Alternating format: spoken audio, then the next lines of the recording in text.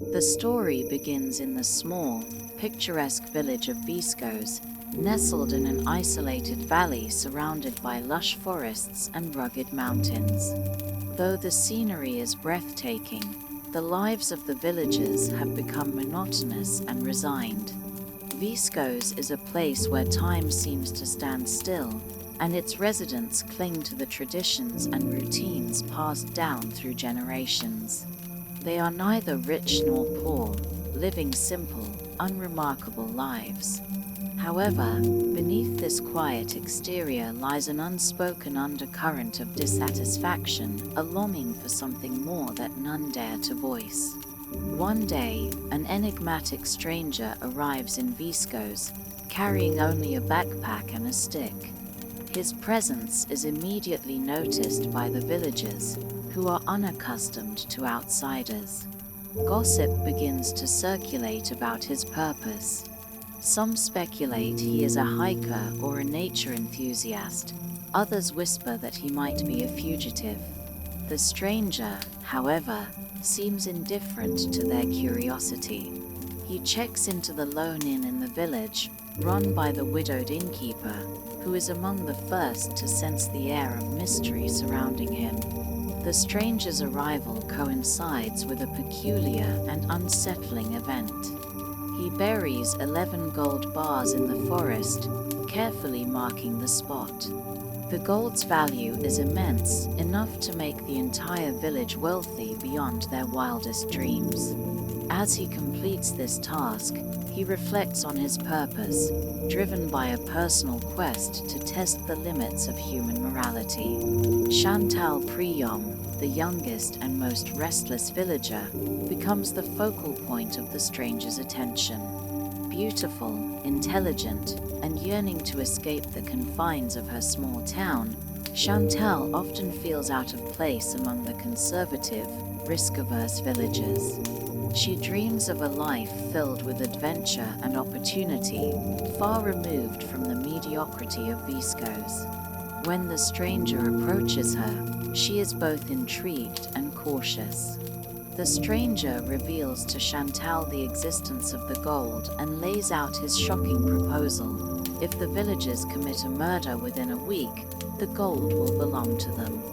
He assures her that the act must be a conscious choice made by the community, not an impulsive crime. The victim will be selected randomly, ensuring that no individual feels safe. The stranger believes this test will reveal humanity's true nature, exposing the balance between good and evil within every soul. Chantal is horrified yet captivated by the stranger's words. She is torn between her moral instincts and the allure of wealth that could change her life forever. The stranger's calm demeanor and philosophical reasoning only deepen her internal conflict. He argues that morality is often a facade, easily discarded when faced with temptation or desperation. His perspective challenges everything Chantal believes about human nature and her own values. As Chantal grapples with the stranger's proposition, she begins to observe her fellow villagers more closely. She notices their subtle grievances and buried ambitions, details she had overlooked before. She starts to wonder whether the stranger's cynical view of humanity might hold some truth. The gold represents more than just material wealth. It is a symbol of freedom, power, and the ability to rewrite their destinies. The village, unaware of the stranger's true intentions, continues its daily routine. Yet, Chantal knows that the stranger's test will disrupt the fragile equilibrium of their lives.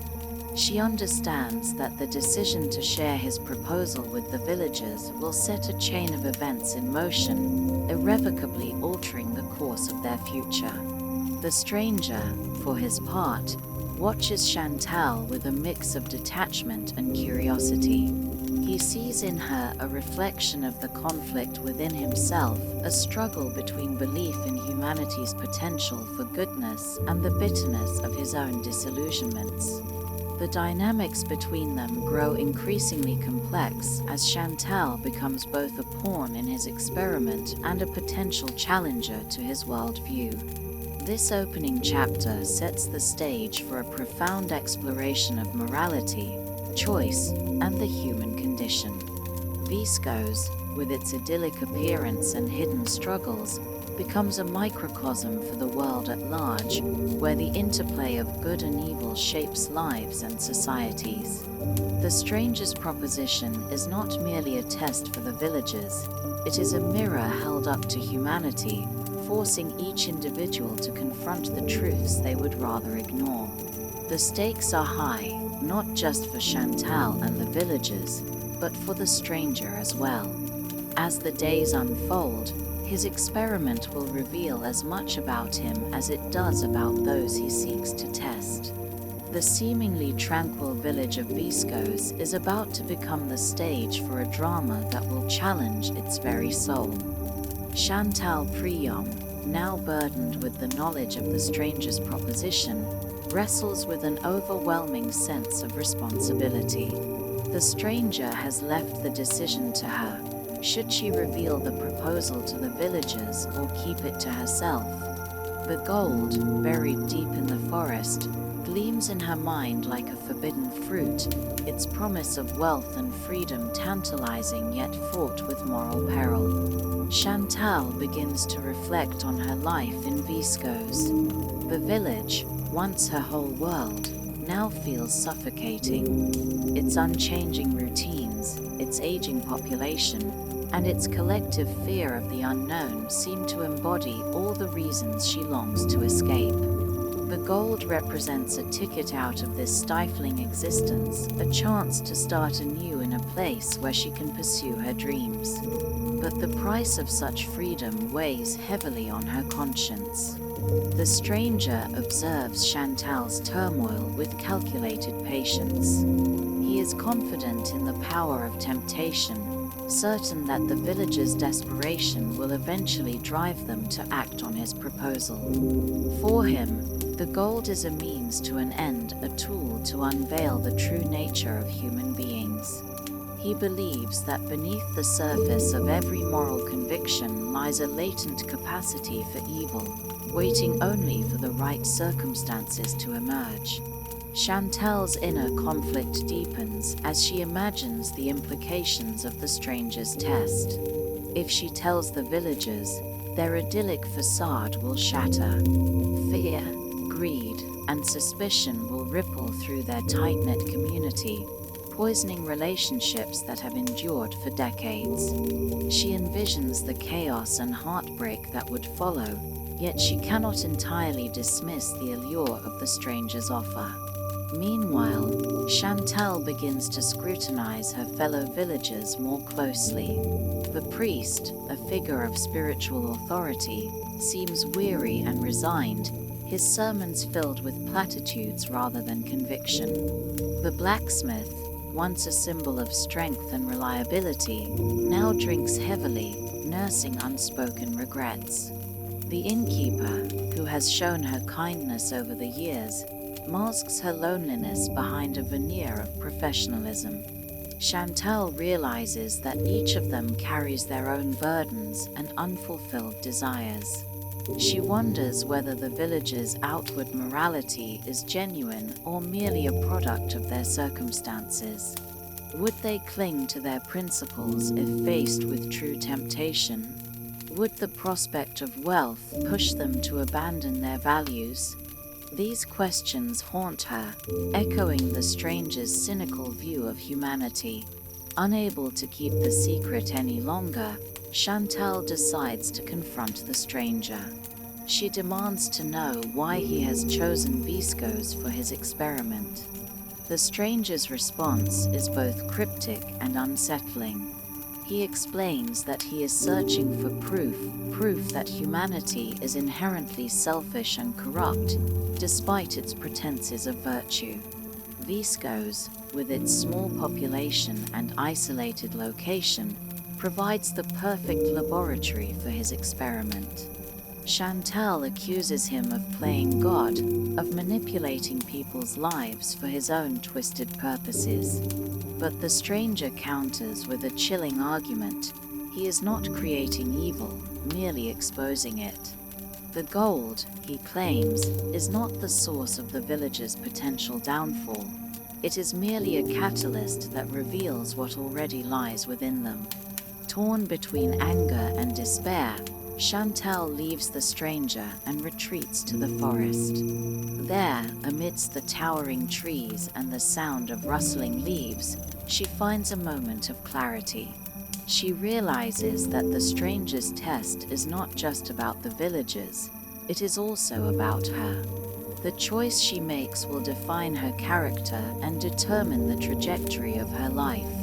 Chantal decides to confide in the priest, hoping his guidance will provide a moral anchor. She approaches him with trepidation, sharing the stranger's proposal and her fears about its consequences. The priest listens intently, his expression grave. He warns her that the gold will sow discord and destruction if revealed, but he also acknowledges the villagers' right to make their own choices. Buoyed by the priest's measured response, Chantal begins to formulate a plan. She resolves to tell the villagers about the gold, but only after carefully considering how to frame the stranger's proposition. She hopes to appeal to their better angels, to inspire them to reject the temptation and reaffirm their shared values. Yet, deep down, she remains uncertain. As night falls over Viscos, Chantal lies awake, grappling with the enormity of the task ahead. The stranger's words echo in her mind, challenging her beliefs and eroding her confidence. She knows that the coming days will test her in ways she cannot yet imagine. The weight of the proposal presses heavily on her soul, and she wonders whether she has the strength to carry it. The village, blissfully unaware of the storm brewing in its midst, continues its quiet existence. But change is on the horizon, and Chantal stands at the crossroads of destiny. Her decision will not only shape the future of Viscos, but also determine whether the stranger's experiment will succeed in proving his dark theory about humanity. Chantal Prym, now firm in her decision, gathers her courage to reveal the stranger's proposal to the villagers. She chooses the village square as the setting for her announcement, a place symbolic of Viscos' unity and shared history. The morning air is crisp, and the familiar sounds of daily life carry on around her, but Chantal knows the peaceful routine is about to be shattered. As the villagers gather, curiosity and concern evident on their faces, Chantal stands before them with the weight of the stranger's words heavy on her shoulders.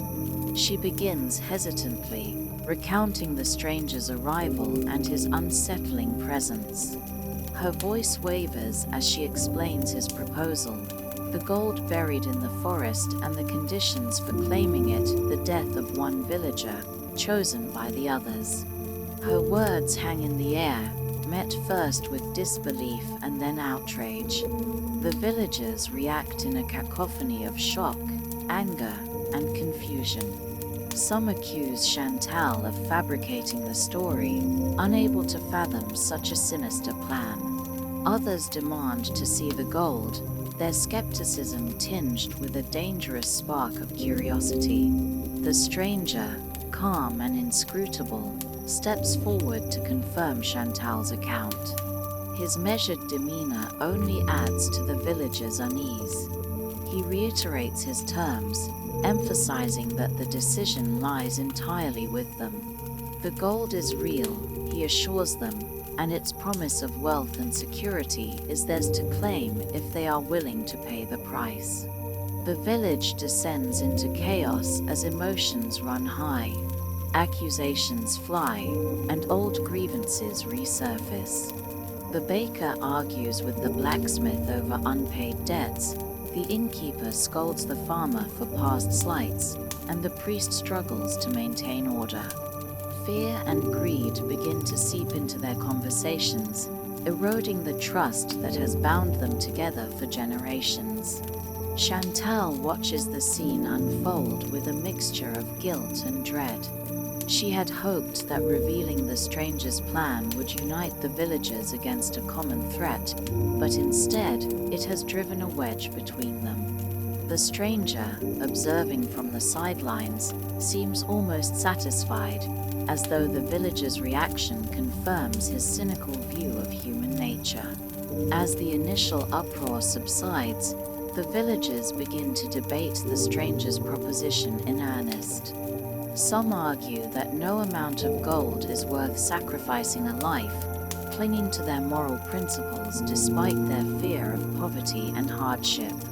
Others, however, see the gold as a rare and irresistible opportunity to change their fortunes, rationalizing that one death might be a small price to pay for the greater good. The debate reveals the hidden fractures within the community.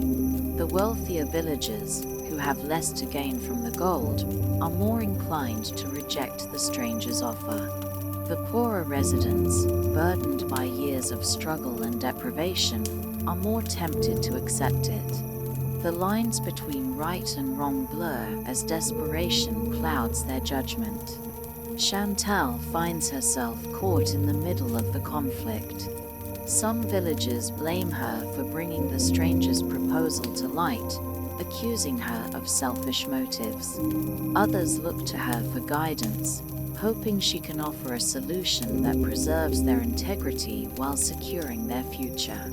Chantal feels the weight of their expectations pressing down on her, amplifying her own doubts and fears.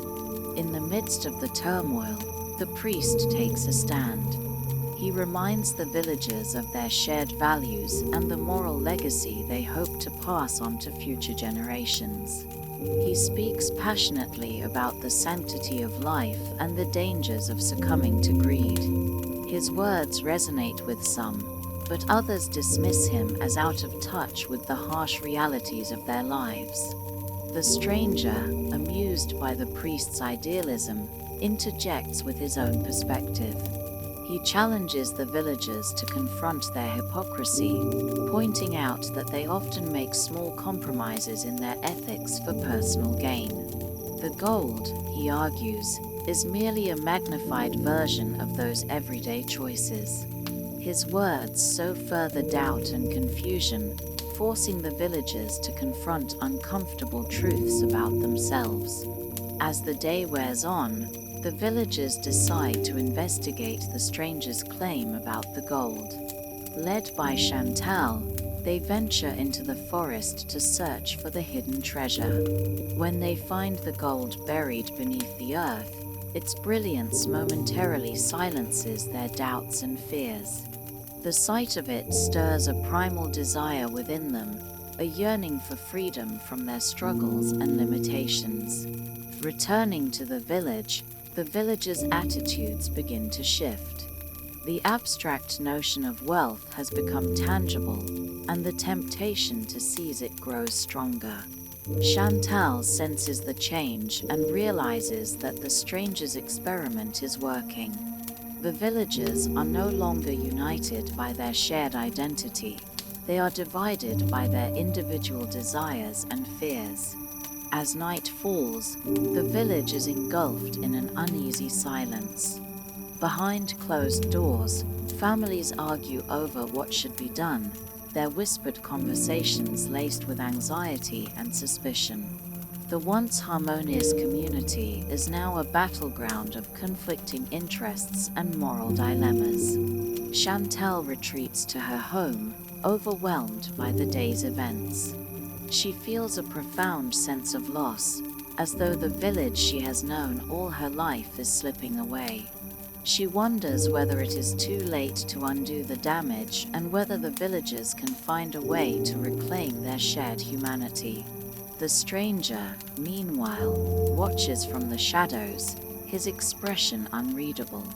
He knows that the villager's decision is imminent and that it will reveal the truths he seeks. For him, The experiment is not just about the gold, it is about the choices people make when faced with the ultimate test of their character. The village wakes to a heavy tension, the air thick with the weight of unanswered questions and unresolved moral dilemmas. Though the sun rises as it always has, the usual rhythm of life in Viscos feels fractured. The villagers avoid each other's eyes, their greetings terse and forced. Everyone knows the clock is ticking, and the stranger's ultimatum demands an answer. Inside their homes, families and individuals wrestle with the same unsettling thought. What would they do if the decision came down to them? The wealth promised by the gold is almost incomprehensible, enough to alter the trajectory of their lives and the lives of their descendants. Yet the price, a single life, looms over them like a storm cloud. The debates from the previous day spill over into deeper conversations. The villagers' long-suppressed grievances and fears bubble to the surface, amplified by the stranger's manipulations. Accusations and blame creep into discussions. Some suggest that those who have contributed the least to the community or have caused the most harm are the most logical choices for sacrifice.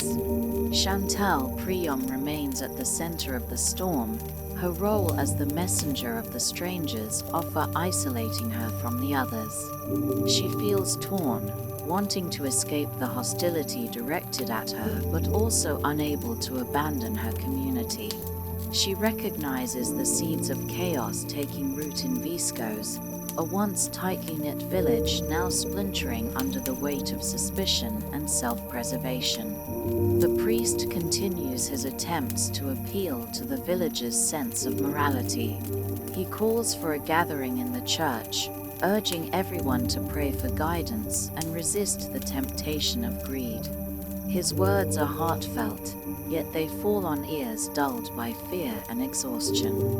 For many, the priest's sermons feel distant from their immediate realities, his idealism a stark contrast to the practical struggles of their daily lives. The stranger, ever watchful, observes these fractures with a quiet satisfaction. He begins engaging individuals in private conversations, tailoring his approach to their unique vulnerabilities. With the blacksmith, he speaks of lifting the burden of debt. To the baker, he describes a future where her children can leave the village and build better lives. Each conversation is calculated, the stranger planting subtle doubts and feeding latent desires. In these interactions, the stranger also introduces justifications for the unthinkable. He speaks of history's great sacrifices, how wars and revolutions often demanded lives to secure progress.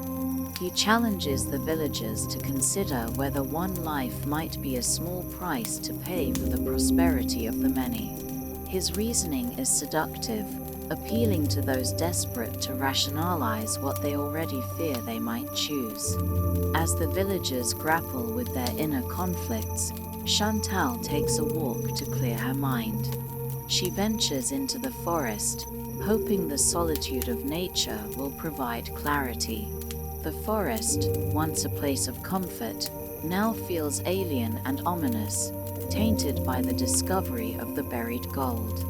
Chantal wonders whether the village will ever return to its former peace, or if the stranger's proposal has irreversibly changed them all.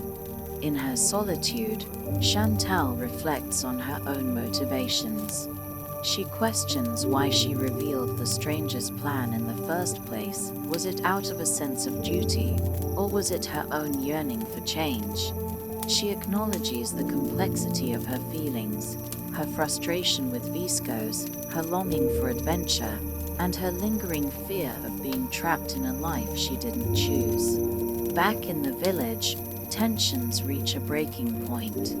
Heated arguments erupt between neighbors who once considered each other family.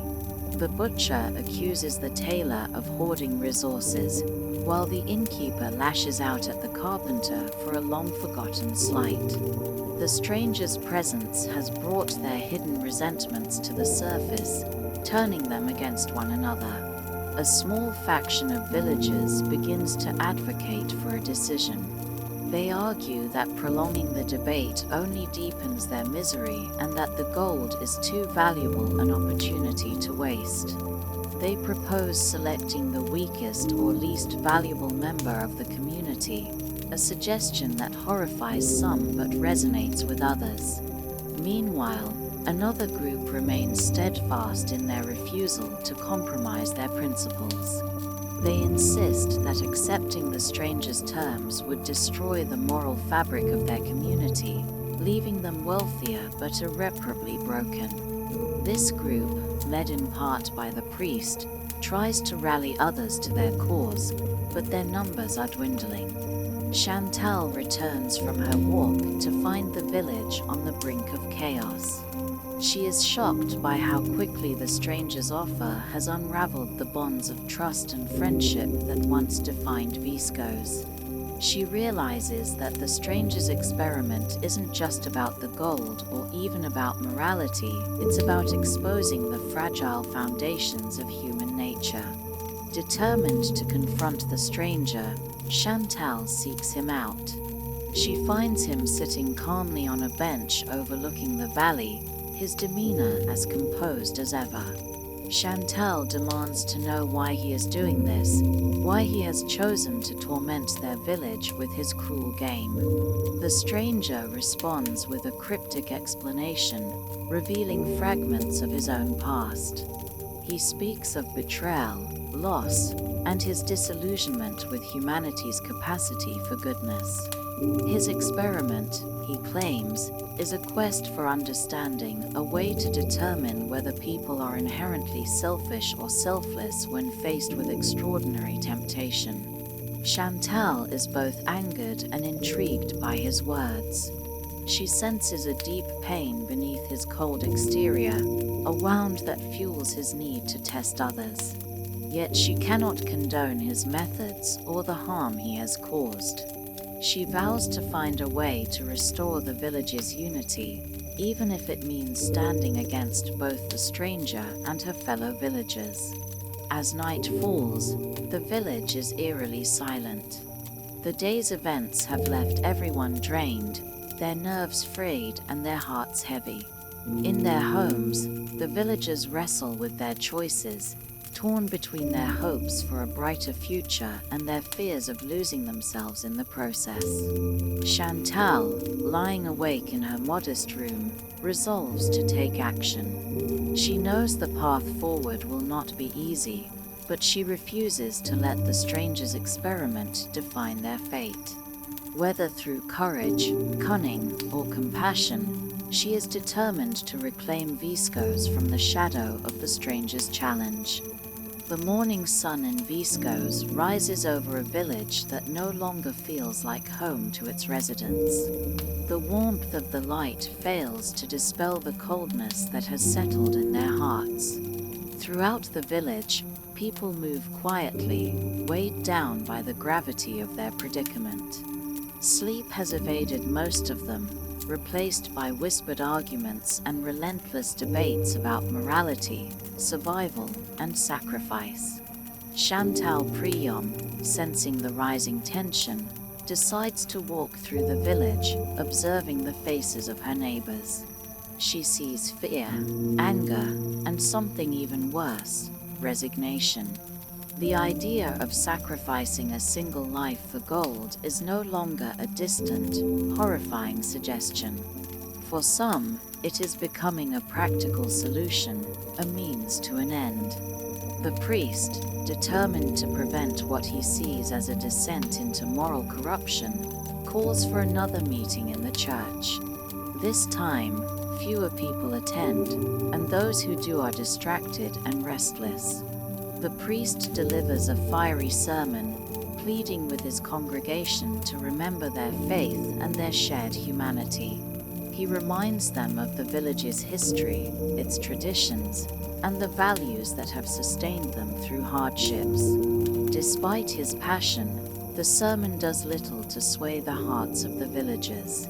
Some nod in agreement but remain silent, unwilling to voice their doubts. Others openly challenge the priest, accusing him of being naive and out of touch with reality. One villager bluntly states, "Faith won't fill our stomachs, and tradition won't pay our debts." Meanwhile, the stranger continues his manipulations, engaging more villagers in private conversations. He plants seeds of doubt in the minds of those who waver, encouraging them to consider the gold as a gift rather than a test. He speaks of the future, the schools they could build, the opportunities they could create, and the lives they could transform. His words are seductive, and his logic is difficult to refute. Chantal, feeling the weight of her unique position as the stranger's chosen intermediary, decides to confront him once more.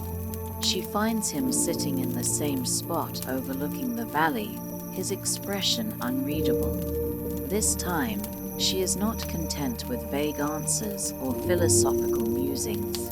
She demands to know the truth, why he has come to Visco's and why he is so intent on breaking its people. The stranger reveals more of his story, though his answers remain enigmatic. He speaks of his wife's tragic death and how it shattered his belief in goodness and justice. He describes his wealth and power as hollow achievements, unable to fill the void left by his loss. His experiment, he claims, is not just about testing others, but also about seeking redemption, or perhaps validation, for his own despair. Chantal listens carefully, sensing both the pain and the arrogance in his words. She challenges him, arguing that his experiment is not a search for truth, but an act of vengeance against a world that has wronged him. She accuses him of using the villagers as pawns in a cruel game, exploiting their vulnerabilities for his own satisfaction. The stranger, unshaken by her accusations, counters that he is merely revealing the truths people try to hide from themselves. He insists that everyone has a price, whether they admit it or not, and that his experiment is exposing the moral hypocrisy of the villagers. Their conversation becomes a battle of wills, with Chantal refusing to back down. She tells the stranger that his wealth and intellect do not give him the right to play God with people's lives. She vows to find a way to stop him, to prove that humanity is capable of goodness even in the face of great temptation. As Chantal leaves the stranger, her resolve hardens. She knows she must act quickly to prevent the villagers from succumbing to their fears and desires. She begins reaching out to those she trusts, attempting to rally them around a message of hope and unity. She reminds them of the bonds that have held their community together, urging them to resist the stranger's manipulations. However, her efforts are met with mixed reactions. Some villagers are moved by her words, inspired by her courage and determination. Others, worn down by uncertainty and desperation, see her as naive or even reckless. The divisions within the village deepen, with factions forming around opposing views. One faction, led by the more pragmatic villagers, begins to openly advocate for the sacrifice. They argue that the stranger's offer is a once-in-a-lifetime opportunity and that refusing it would be foolish. They frame the sacrifice as a necessary evil, a choice that serves the greater good. The opposing faction, though smaller, remains steadfast in their refusal to compromise their principles. They argue that accepting the gold would corrupt the very soul of the village, turning them into accomplices in a heinous act. This group, though passionate, struggles to gain traction amid the growing sense of inevitability surrounding the decision. Chantal finds herself caught between these two forces, her position increasingly precarious. Some villagers view her as a leader, while others see her as a troublemaker. She begins to feel the strain of her role, the pressure threatening to overwhelm her. In a moment of vulnerability, Chantal seeks solace in the forest. She retraces her steps to the spot where she first found the gold, hoping the quiet will bring her clarity. As she sits among the trees, she reflects on the stranger's words and her own beliefs. She wonders whether she has the strength to continue fighting or if she, too, might be tempted to give in. The forest, once a place of peace, now feels like a stage for an unfolding drama. Chantal senses the weight of history and destiny pressing down on her, as if the land itself is watching and waiting for her next move. As night falls, the village grows eerily silent. The debates and arguments have subsided, replaced by an uneasy calm. The villagers retreat to their homes, their thoughts consumed by the choices before them. In the darkness, each person confronts their own fears and desires, their moral convictions tested as never before. Chantal, lying awake in her bed, resolves to take one final stand. She knows the road ahead will be fraught with challenges, but she refuses to let the stranger's experiment define her or her community. She believes in the possibility of redemption, even for those who have strayed. And she believes that, together, the villagers can find a way to reclaim their humanity, no matter the cost. The village of Viscos wakes to another day under the shadow of the stranger's challenge. The tension in the air is palpable as the villagers grow increasingly divided. While some remain committed to upholding their moral values, others are more vocal about their willingness to make the ultimate sacrifice for the gold. Chantal Prym, determined to stop the village from tearing itself apart, intensifies her efforts to unify the community. She spends the morning visiting homes, speaking to individuals and families. Her words are passionate, filled with a deep belief that the people of Viscos can rise above their circumstances. She appeals to their shared history, their connections, and the love they once had for their village. Chantal's presence is a stark contrast to the stranger, who remains an enigmatic figure, observing the chaos he has unleashed. While she tries to bring people together, the stranger thrives on their divisions, subtly encouraging doubts and fears. He knows that his experiment is nearing its climax, and he watches with keen interest as the villagers wrestle with their moral dilemmas. The priest, who has been a steadfast advocate for faith and virtue, takes a different approach. He organizes a meeting in the church, inviting everyone to come together in prayer and reflection. His hope is that divine guidance will provide the clarity the villagers need. Despite his good intentions, the turnout is meager.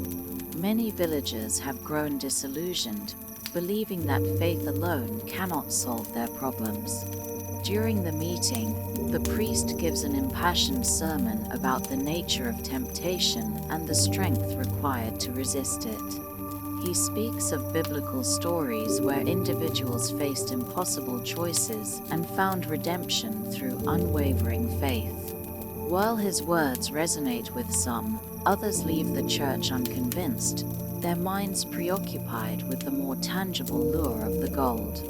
Chantal, frustrated by the lack of unity, confronts the priest after the meeting.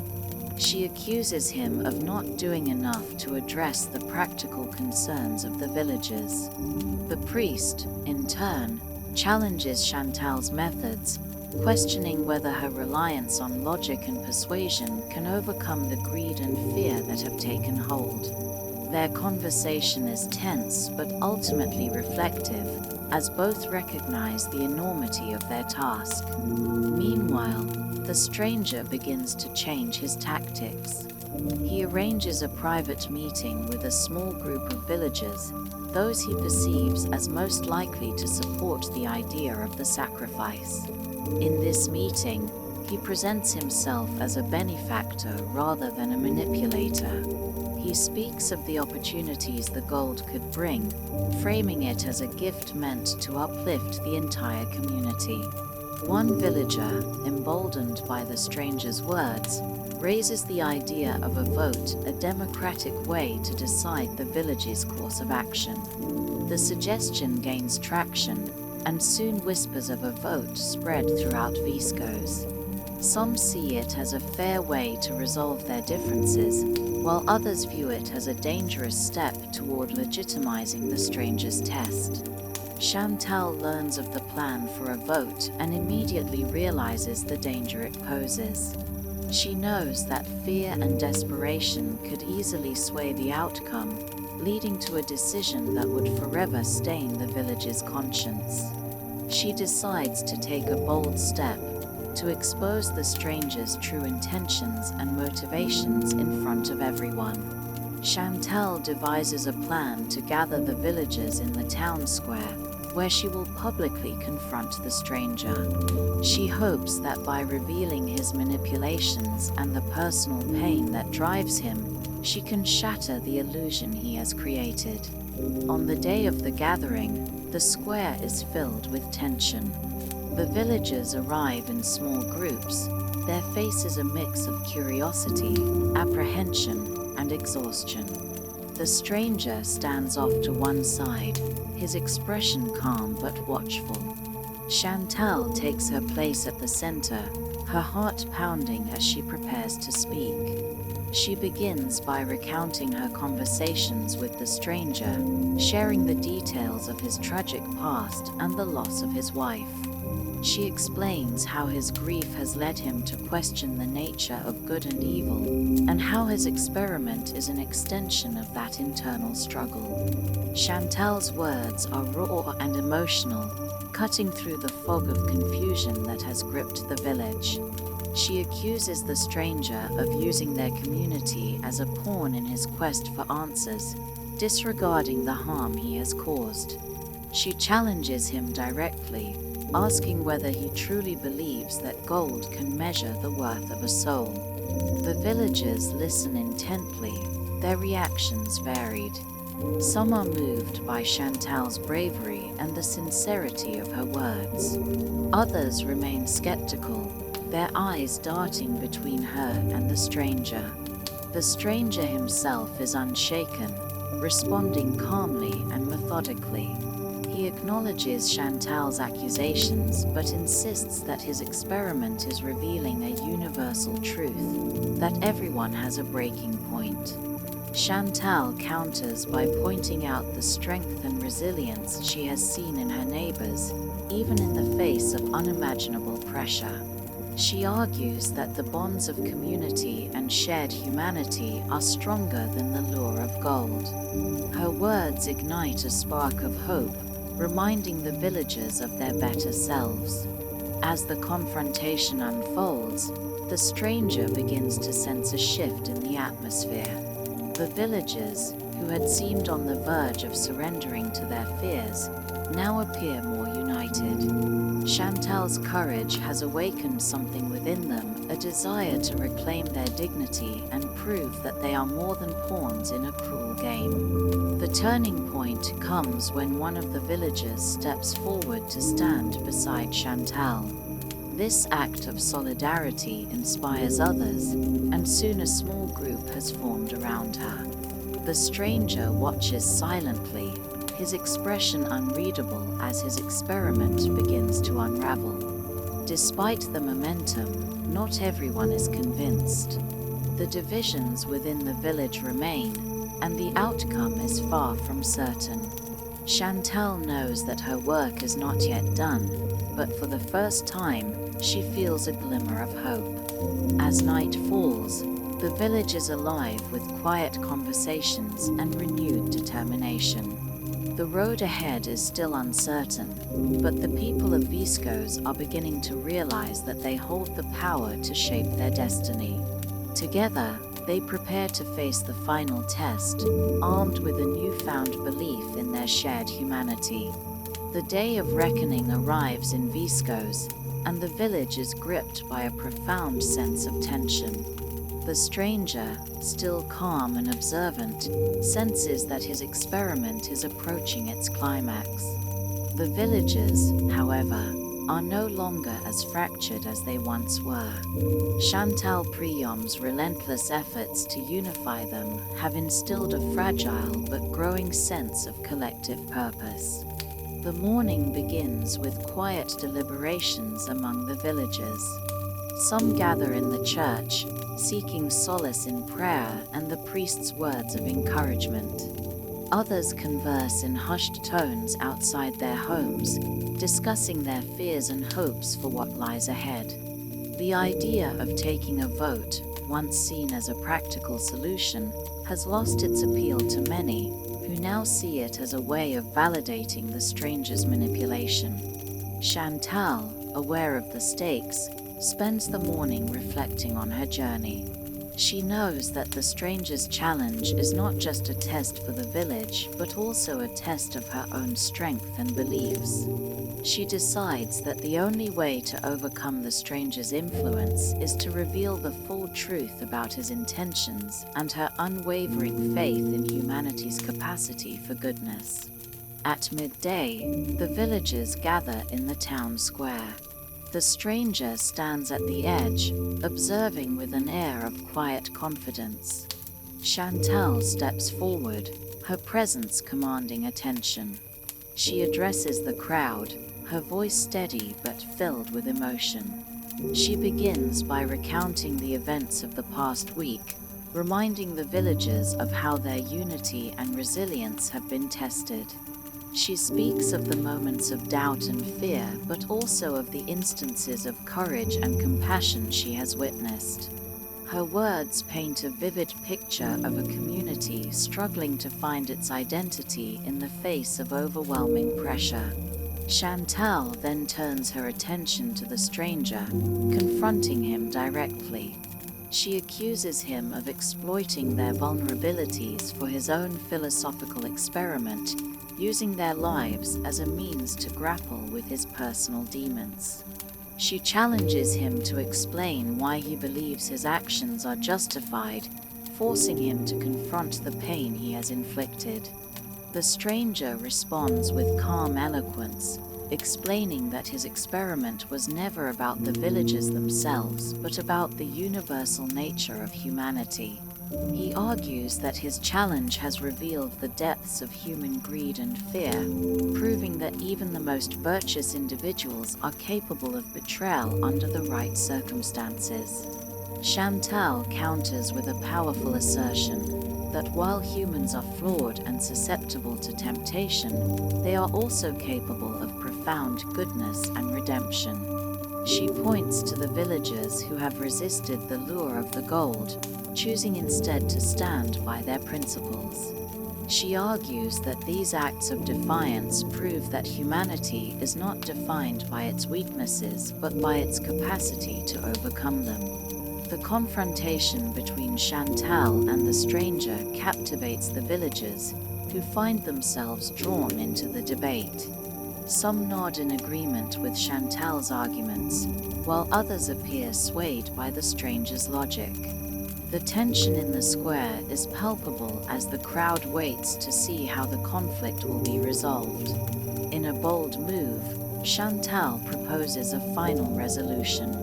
She suggests that the gold, which has been the source of so much discord, be cast into the river that runs through the village. Her proposal shocks the villagers, who have spent days grappling with their desire for wealth. Chantal explains that by discarding the gold, they can rid themselves of the stranger's influence and reclaim their integrity. She argues that no amount of material wealth is worth the loss of their humanity, and that their collective future depends on their ability to make this sacrifice.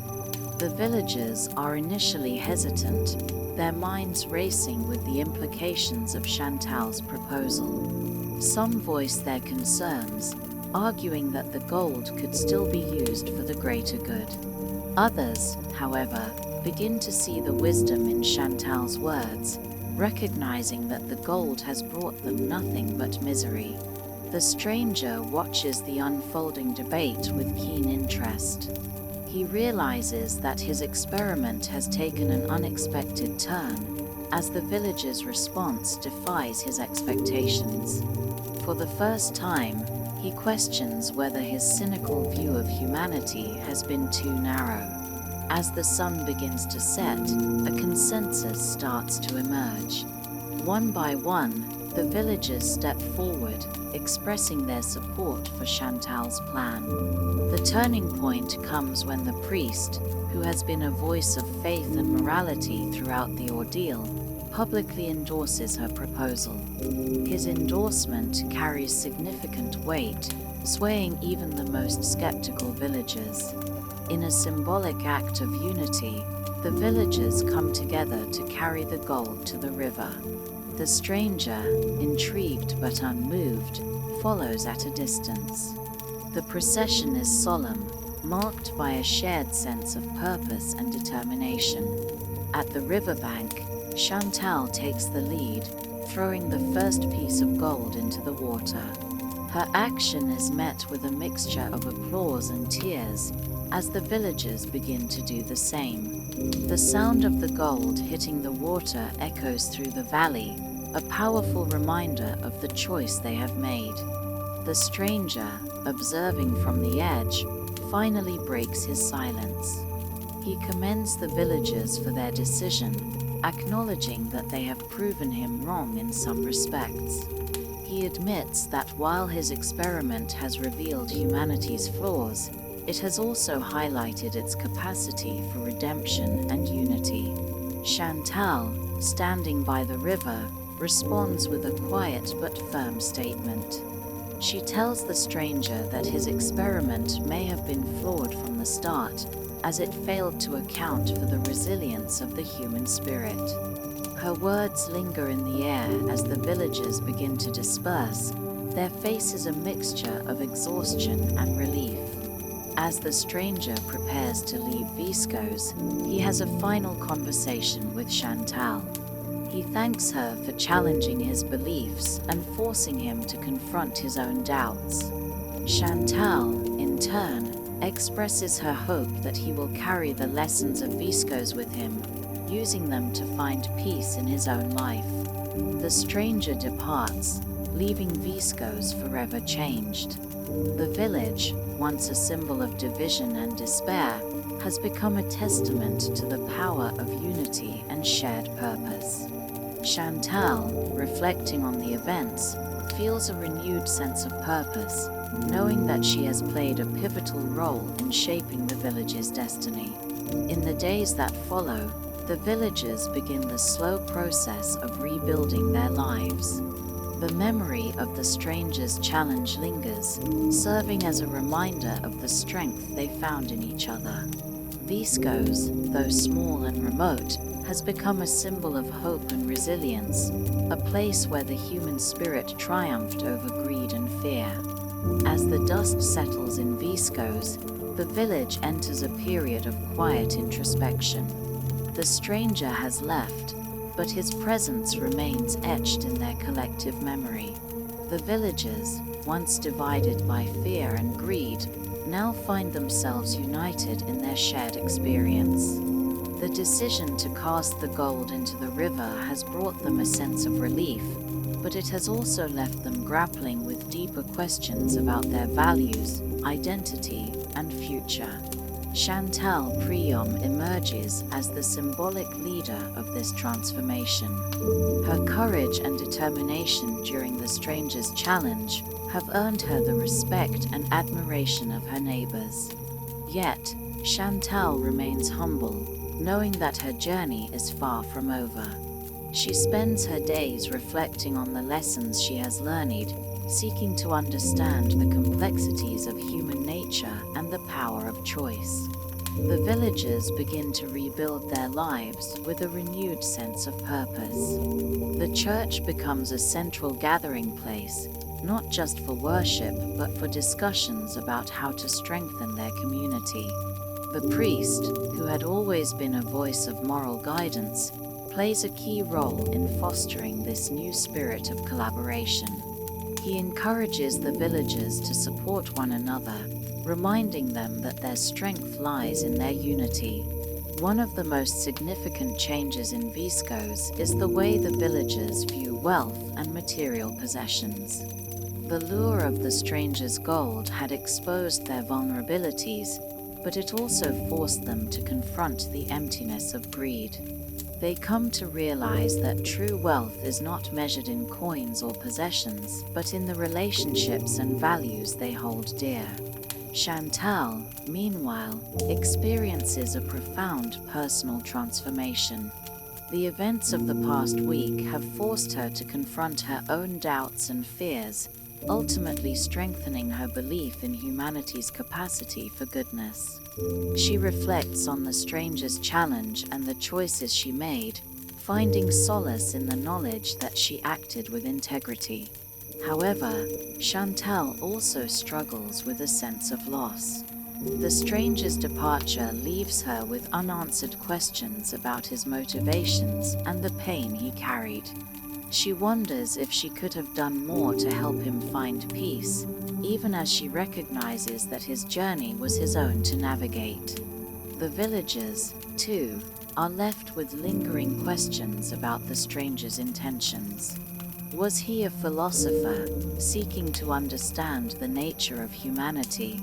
Or was he a broken man, projecting his pain onto others? The ambiguity of his character becomes a topic of debate, with some seeing him as a villain and others as a tragic figure. As time passes, the villagers begin to see the stranger's visit as a turning point in their history. The challenge he posed forced them to examine their values and priorities, ultimately leading to a deeper understanding of themselves and their community. They come to view his arrival not as a curse, but as an opportunity for growth. Chantal's role in this transformation is widely acknowledged. She becomes a symbol of hope and resilience, inspiring others to follow her example. Her willingness to stand up to the stranger and fight for what she believed in has left a lasting impact on the village, shaping its future in ways she could never have imagined. Despite her newfound sense of purpose, Chantal feels a restlessness that she cannot ignore. The events in Viscos have awakened a desire to explore the world beyond the village, to seek out new experiences and challenges. She begins to contemplate leaving Viscos, not out of dissatisfaction, but out of a need to continue her journey of self-discovery. The villagers, while saddened by the prospect of her departure, understand her need to move forward. They assure her that she will always have a home in Viscos and that her legacy will endure in their hearts. Their support gives Chantal the courage to embrace the unknown, knowing that she carries the lessons of Viscos with her. As Chantal prepares to leave, she visits the river where the gold was cast away. Standing at the water's edge, she reflects on the choices that brought her to this moment. She thinks of the stranger, whose challenge had forced her to confront the depths of her own soul. She wonders where he is now and whether he has found the answers he was seeking. In her final moments in Viscos, Chantal feels a profound sense of gratitude. She is grateful for the lessons she has learned, for the strength she has found within herself, and for the connections she has formed with the villagers. She knows that her journey is far from over, but she also knows that she is ready to face whatever lies ahead. As she walks away from the village, Chantal carries with her the spirit of Viscos, a spirit of resilience, unity, and hope. She leaves behind a community that has been forever changed, a place where the human spirit triumphed over greed and fear. And though she ventures into the unknown, she does so with the knowledge that she is not alone, for the lessons of Viscos will guide her wherever she goes. In the end, the story of Viscose is a testament to the power of choice, the strength of the human spirit, and the enduring value of community. It is a reminder that even in the face of darkness, there is always the possibility of light, and that the choices we make, no matter how small, can shape our destiny in profound and unexpected ways. As the narrative of the Devil and Miss Prym progresses, the small village of Viscose becomes a stage where the most fundamental human choice plays out between good and evil, between self-preservation and self-sacrifice. The final resolution, as Chantal Prym faces the ultimate decision, unveils the novel's core message, that humans are continually confronted with choices that test their character, and the outcome is determined by the choices they make. Chantal, initially portrayed as someone eager to escape her past and find a way to achieve significance in a world filled with pain, has her eyes opened. The temptation of wealth and an easy way out, offered by the devil in the form of a deadly pact, had seemed like a solution. Yet, through her interactions with the villagers and her growing understanding of the real price of this temptation, she realizes that the true victory lies not in material gain or external validation, but in confronting and overcoming inner darkness. In this moment, her transformation becomes clear. She chooses selflessness over selfishness, moral integrity over instant gratification, even when the consequences of her decision threaten her life. The villagers, too, face the same moral test. The external conflict, the threat of death for their sins, is met with internal conflict. What kind of people do they want to be? The temptation to escape their reality through violence is enticing, but as the story unfolds, they come to understand the power of their own agency in shaping their fates. The choices they make are not just responses to fear, but to hope and the possibility of redemption. They realize that evil, while tempting, ultimately leads to the destruction of one's humanity, whereas goodness, though difficult, offers the promise of peace and spiritual fulfillment. As the devil leaves the village, having failed to secure the hearts of the villagers, he reflects on human nature. His defeat is not merely a loss of power, but an acknowledgement of the resilience of the human spirit. Paulo Coelho's message here is clear. While evil may present itself in many guises, the heart of humanity remains capable of choosing good, even in the face of overwhelming temptation. The fact that the villagers collectively choose the path of righteousness is a triumph of their shared humanity, showing that no matter the depth of despair or the allure of wrongdoing, people have the capacity for transformation. Ultimately, the novel closes on a note of hope, with Chantal's inner transformation symbolizing the greater potential for human beings to rise above their circumstances. The lesson is simple but profound. Life will always present challenges, but it is through the decisions we make, the moral courage we summon, and the acts of kindness we offer that we shape not just our futures but the world around us. In conclusion, The Devil and Miss Prym is a story of choices that define who we are, who we can become, and what kind of world we live in. Coelho's exploration of good and evil is not about absolute dichotomies, but about the nuances of human nature and the constant struggle to balance the two.